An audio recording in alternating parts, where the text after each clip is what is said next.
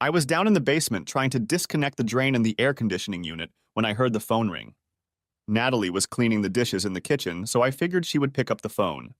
I heard her pick up the phone through the vent from the second floor. Hello. Kathy, it's good to hear from you. How long has it been? I didn't like Katie.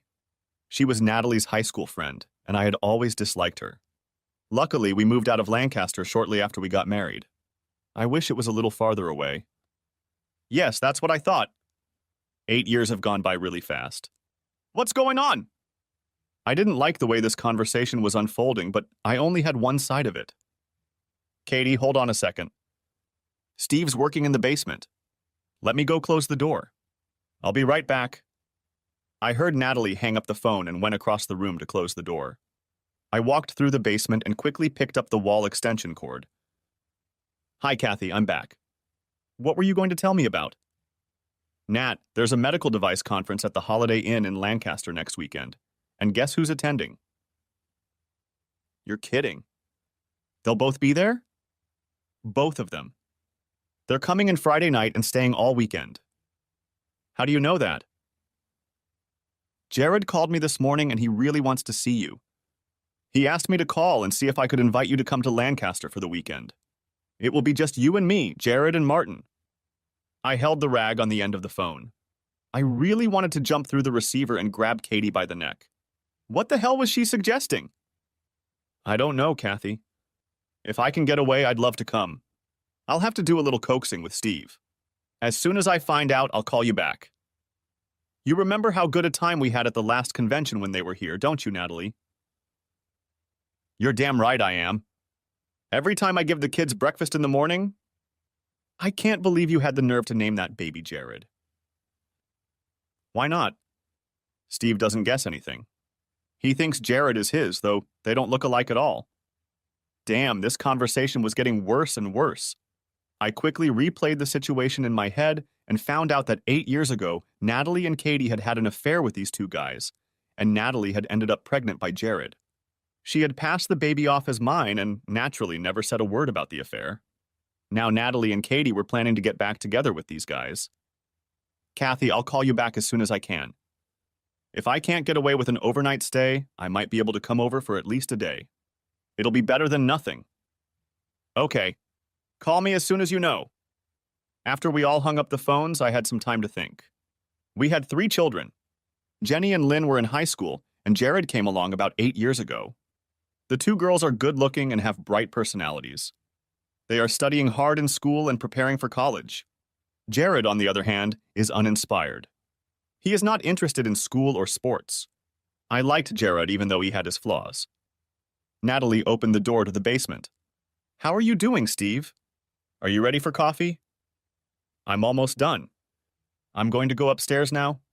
I think I'll take a shower before I do anything else. After a long, hot shower, I sat in front of the TV with my family. I was trying to figure out what I should do. This wasn't a small mistake Natalie had made and regretted later. This was a thing she had done knowingly and was going to do again. I didn't know if I wanted to stop it and maintain the status quo or fix the situation. If I decided to fix the situation, I had to figure out how to do it. I felt really stupid because in 20 years of marriage, it had never even occurred to me that Natalie might be screwing around with someone. Steve, I talked to Kathy from Lancaster today. She asked me to come down and spend the weekend with her. Do you have any problem with that? No, not really. I'll be busy at work, so if my parents can watch the kids, it'll be fine on one condition. What's that? Don't forget to bring your cell phone in case there is a problem. Okay? Thank you, darling. I'll take my cell phone with me and I promise I won't have any problems. The Volvo car won't break down and I'll be able to fit a lot of shopping in it. I'll probably go Friday morning and be back Sunday night.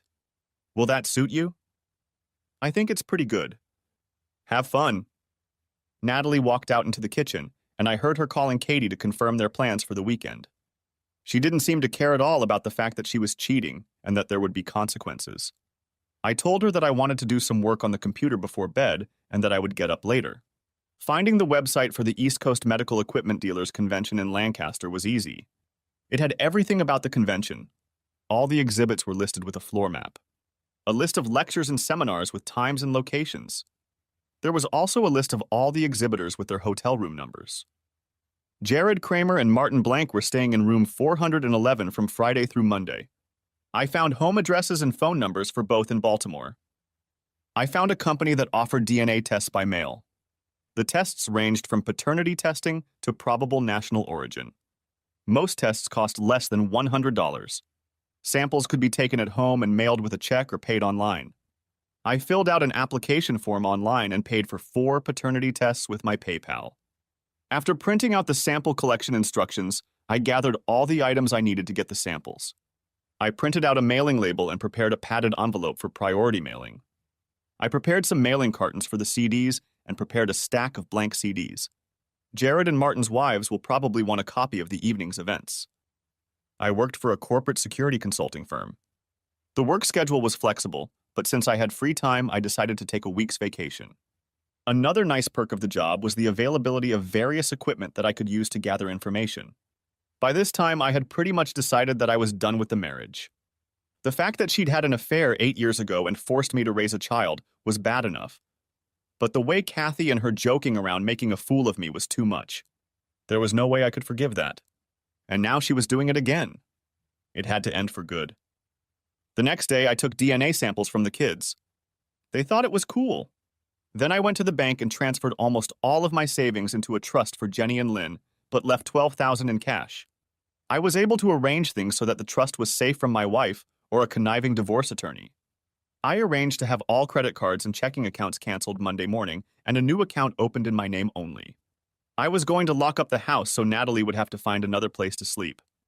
I was sure she could figure out some legal way to get into the house, but I hoped to have other things settled by then. Our son, Jared, we could decide about later. Even though he wasn't mine, I felt responsible for him. I stopped by Seymour Schlump's office. Seymour had been my lawyer since we came to Reading. He was honest and hardworking. I liked him. I explained the situation to him as best I could. He pushed me to make sure there was no chance of reconciliation. In addition to the divorce proceedings, I asked him to contact Jared Kramer and see if there was anything he could do about my son. I offered to pay $500 a month in child support, retroactively, or ask him to foster the child. The last option was to have him relinquish all rights to Jared so I could formalize his adoption. I was sure he would agree to the last option. Seymour had everything he needed. I promised to send him pictures and audio tapes that he could use. He gave me an office email address and some parcels with an address for printed materials. Betty Moore was the most obnoxious real estate agent I have ever met. There was very little about this woman that I liked, but she was a tough, dedicated worker. I advertised our house for sale and signed several powers of attorney for her. I told her that any signatures Natalie needed, she would have to get herself. She laughed and assured me there would be no problem. I told her that the locksmith would give her a set of new keys. A wireless video camera disguised as a smoke detector was best suited for the job. I took 2 of them and 4 bugs. I also needed a clipboard, a set of cubes with the company logo on them, and 3 laptops. I wrote up an order on company letterhead to replace the malfunctioning smoke detector in room 411. I stowed the computers and all the equipment needed for recording in a regular suitcase. I brought a small stepladder with me. The Holiday Inn had room 311 available, and I booked it under a different name just for Friday. It had wireless internet. Walmart had the best deals on discarded cell phones. I took 2 just in case. A few years ago, my mom and dad moved into an old farmhouse near Lebanon. It was too big for the 2 of them, but Dad had always dreamed of it.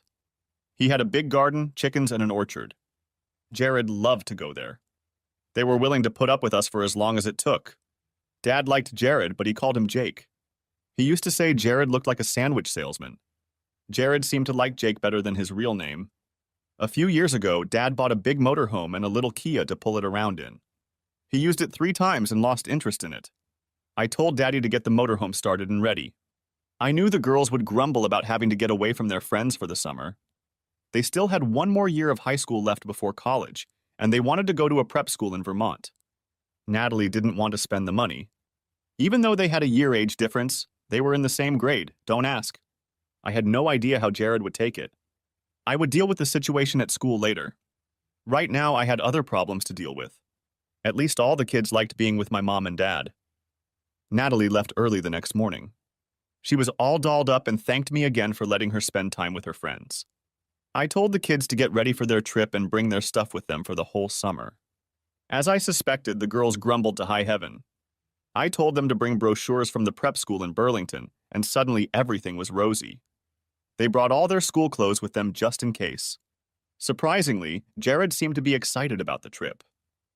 Jenny walked over to me and just stood there. "What do you need, Jenny?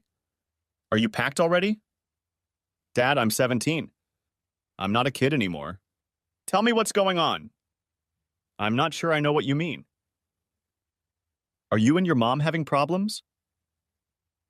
"I don't think that's something I want to discuss with you. If there was something going on, Mom and I would try to keep it from you.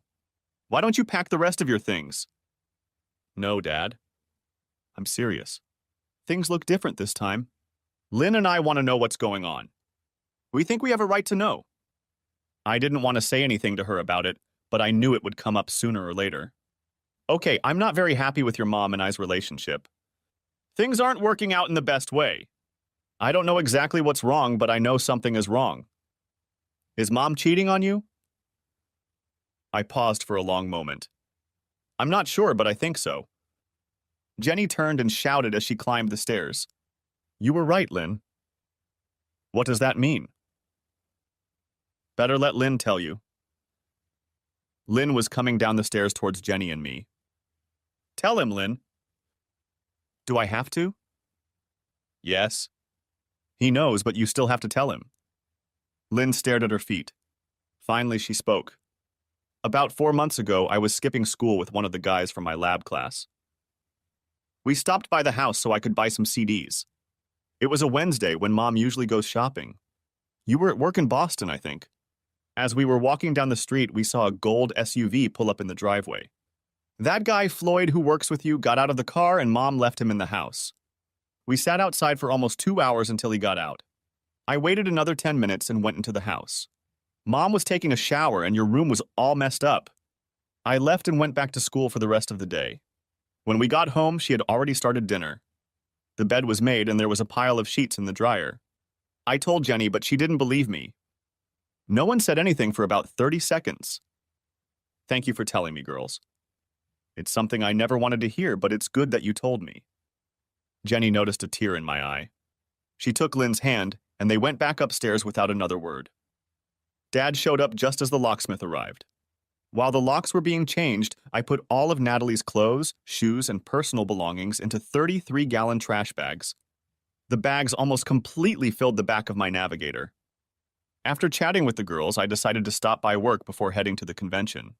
Centerex was a locally based company, but was quickly spreading throughout the area.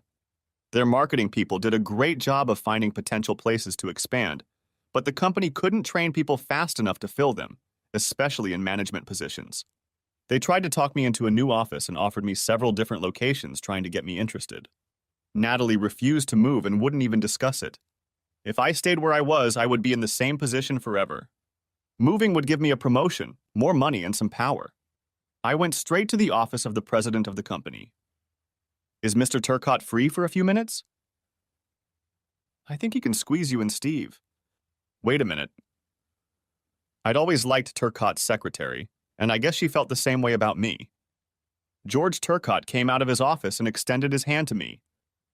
I hope you've come to give me some good news, Steve. Yes and no. Helen, bring coffee to the office and hold my calls for a while. Okay, what can I do for you, Steve? First, I have decided that I would like to be reconsidered for one of the new leadership positions in the place where you feel I would be most valuable. That's great news. If you don't have a preference, I have a great option that I would love to pick. How do you feel about Anchorage? Believe it or not, that sounds perfect. Would the first week of September suit you? I think it's going to work. I'll personally start doing everything on Monday. What's the second thing? I know it sounds strange, but I wish Floyd Cooper had been sent there to work for me. George leaned back in his chair and chuckled. You found out, didn't you? I don't know what you mean, Mr. Turcotte. I couldn't keep a straight face when I said that. Steve, no one wanted to tell you anything. I didn't like what was going on, but I didn't know what to do about it. If I fired Floyd, I was afraid you'd find out, and I didn't want that to happen. I decided it was best to try to keep things quiet. Unfortunately, Floyd Cooper turned out to have a big mouth. He started bragging about his affair with your wife. His secretary, Tracy, came to me and complained when Floyd started showing pictures of himself and your wife that he had downloaded to his computer. The legal department is working something out now, but I've kept them on a short leash trying to protect you. Now that you know, I can just fire Floyd. It's a lot more practical than spending the money to send him to Alaska to fire him there later. You're right. I was hoping I could do a little more damage, but I guess revenge is a pretty poor management technique. I'll go along with what you think is fair. George pressed the intercom button. Helen, put me through to Tracy Tolliver. After explaining to Tracy what we were doing, we headed to Floyd's office. Floyd was at work in Allentown. Tracy Tolliver was a very beautiful woman. She was just under 30 and she was aging very well. The combination of her blonde hair and blue eyes had always fascinated me. She was only a few inches taller than 5 feet, but she held herself like an Amazon. I never understood how Floyd ended up with the best secretary in the entire building. I later learned that she had asked 3 times to be moved to my office, but my secretary wouldn't give up her seat. You'll need these. She held out 4 blank CDs. Look under bills payable and click on Stoddard. Make one for yourself, one for your attorney, one for our legal department, and one for Floyd's wife. I have postcards ready, but I need your attorney's name. I was stunned by her efficiency.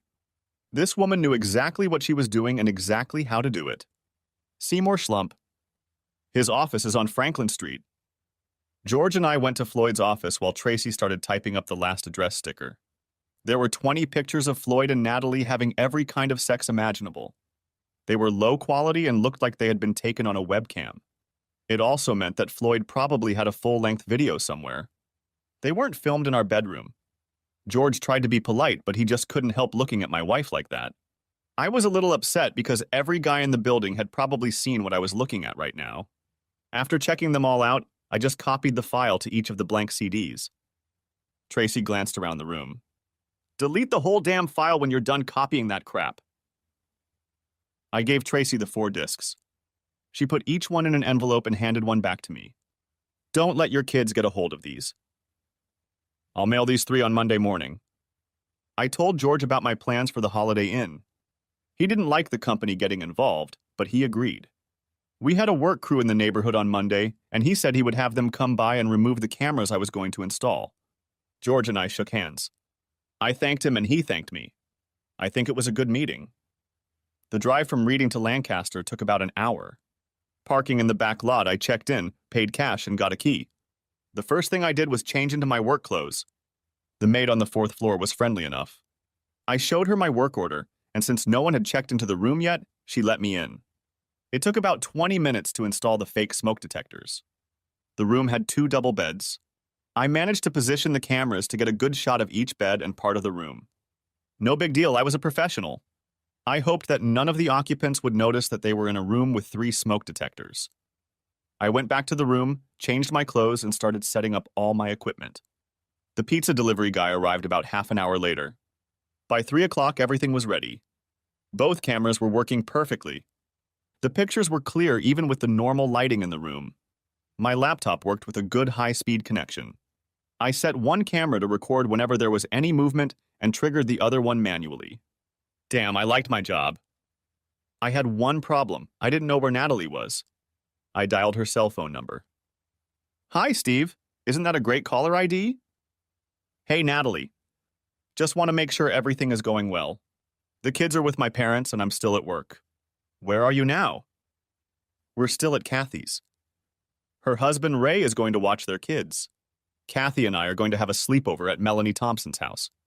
A few other girls from school will be there. It should turn out great. Sounds like fun. Take some pictures. In your pervert dreams.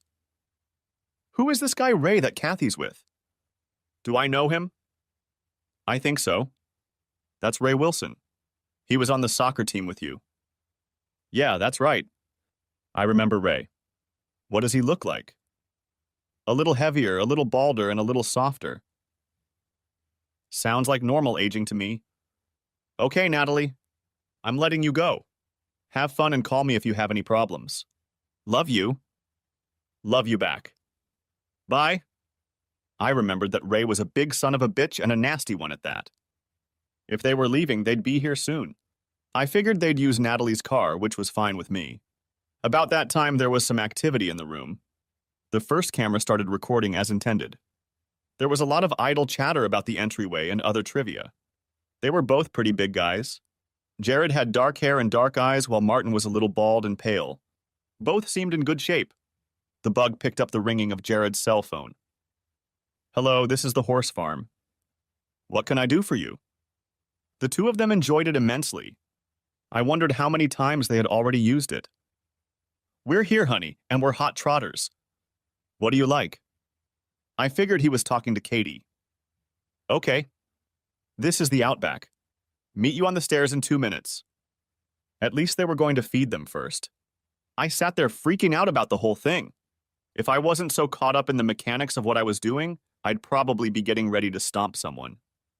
I immediately left the room and headed for the stairs at the end of the hallway. Standing around the corner of the building, I saw Natalie and Katie waiting for me in the lobby. They were giggling like two schoolgirls. A minute later, Jared and Martin came out of the elevator. Natalie immediately took Jared's hand and kissed him on the cheek, the way a wife kisses her husband. The four of them went out and got into a black Mercedes. As they drove away, I looked around the lot and found the Volvo parked in the last row. At least it was trying to be somewhat inconspicuous.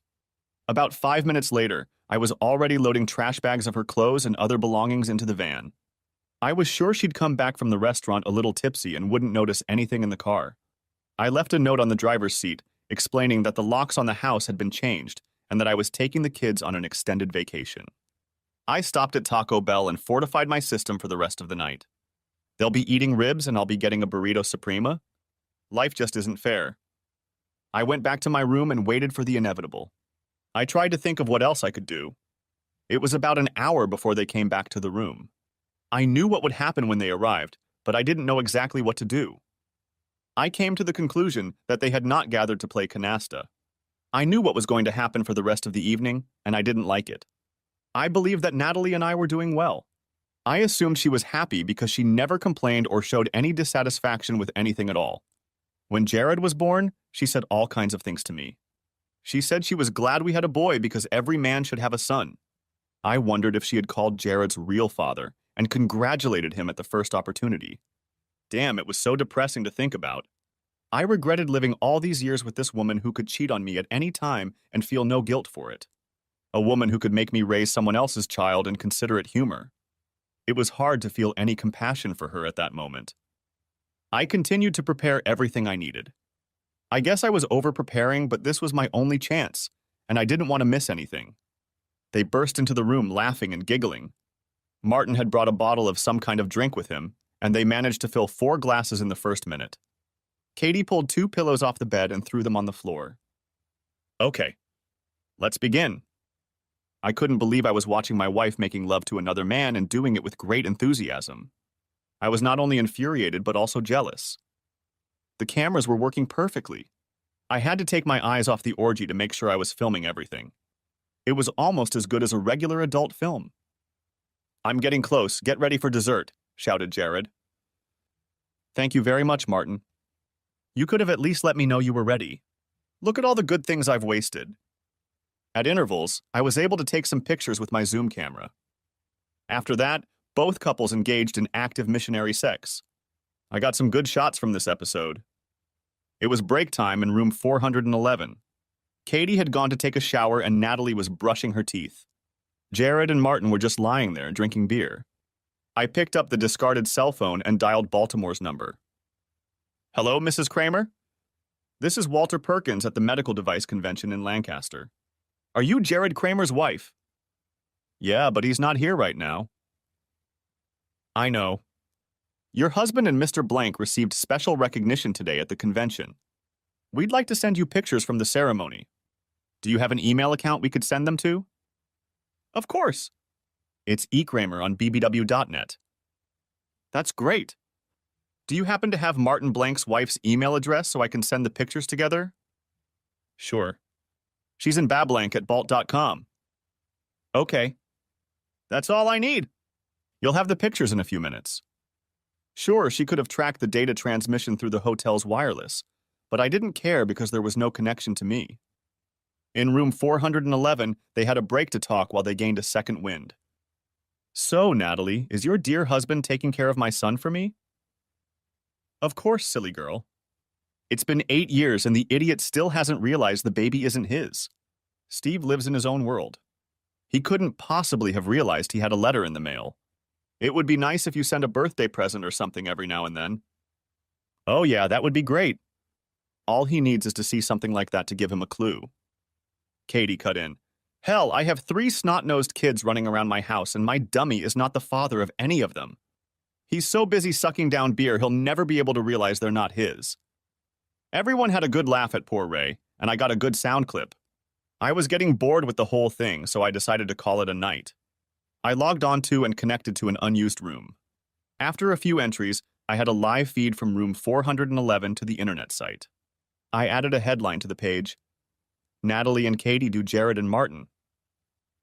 My wife and her girlfriend decided the break was over and started getting the guys in for another run. The webcast was going well, and the number of watchers had passed 100. It took me about 20 minutes to get everything I needed to put together. I left the live streaming computer for last. By now, over 400 perverts had watched the show, and I'm sure a few were recording it to distribute later. I turned off the last rig and called Ray Wilson. Hey Ray, are you sober?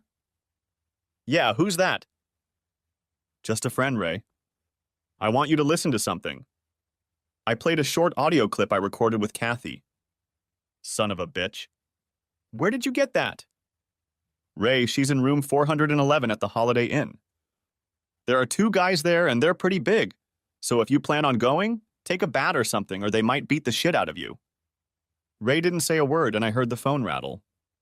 I had just finished loading the navigator when Ray jumped out of the Ford pickup with a short aluminum bat for a little league game and stormed into the building. I was tired but enjoying the ride back to Lebanon. The motorhome was all ready to go. I gave Dad a set of keys to the new house. Mom would go to Lancaster to see Natalie, while Dad took the boys to our house and moved all the furniture and stuff out. They had plenty of room to store things in the barn. Mom thought it would be interesting to hear the story from Natalie's side. My parents had the number of one of the discarded cell phones. I have my own cell phone, but I plan to have it turned off most of the time. On Monday, my dad will take the stuff in the navigator back to Cenerex. It was too late to start, but I wanted to be away by the time Natalie figured out what was going on. We had reserved an RV parking lot near Hagerstown where we could get on the highway in the morning. The girls planned the trip for us. They did a pretty good job. The only thing I did was limit the distance between stops because the gasoline was killing me. I was glad I brought a lot of money with me.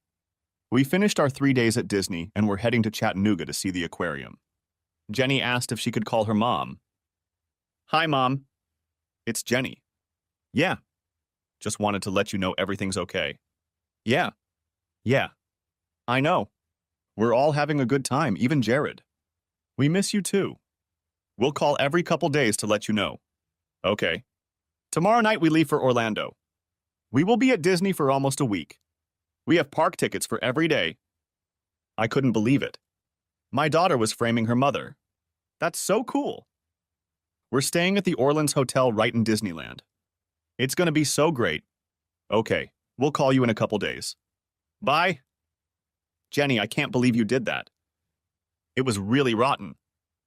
I know. Lynn and I thought it would be appropriate.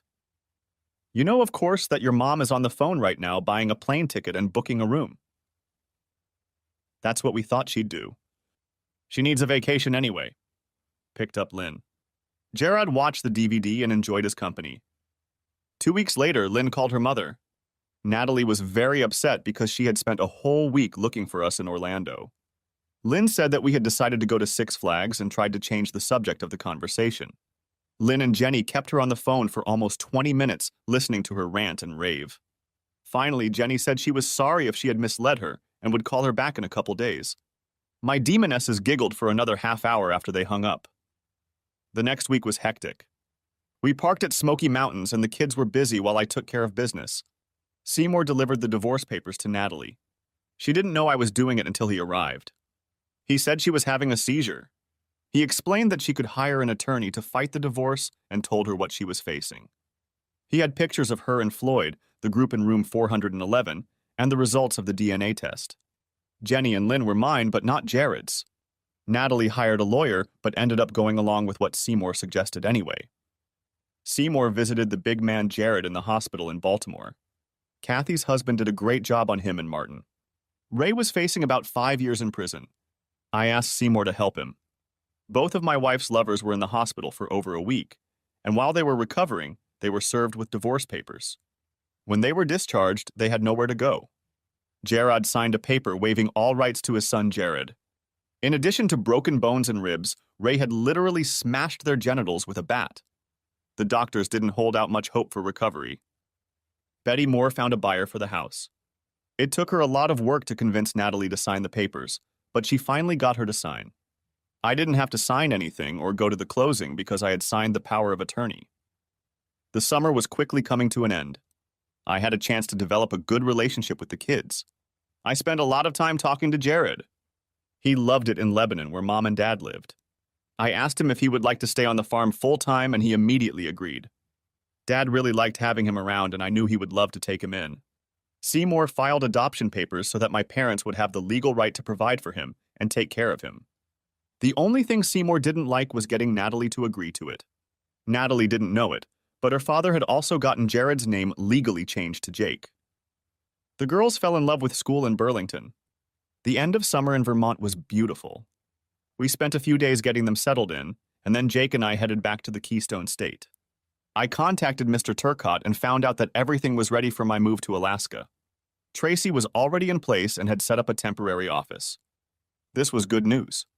She had also rented an apartment for me and had the company car ready for my arrival. I left the Navigator with my father to get rid of. 6 months later, things finally settled down. The divorce was final. The girls did well in school and both received scholarships to James Madison University in Virginia. They were happy and excited to be on their own. Natalie hadn't heard from Natalie except for a few phone calls. Jake was doing better in school, and he was head over heels in his new hobby of raising bantam chickens. One day, Natalie came to visit him. She was driving an old Ford Escort and told her father that she had to sell the Volvo to pay for her divorce expenses. That was total bullshit because I ended up paying for both lawyers. While she was there, Natalie insisted on calling Jake Jared. Jake corrected her each time and eventually left. Natalie began to lash out at my father, talking about how vile it was to take away a child's birthright. My father said it was too easy a blow, so he refused to take it and just left with Jake. Jake's mother never went back to him. She received $11,000 from the sale of the house. Katie and her decided to celebrate the divorce and went to Las Vegas. All the money was gone in 4 days. I don't know what Natalie is doing now or where she lives. Maybe she moved to Baltimore. Needless to say, I love Alaska.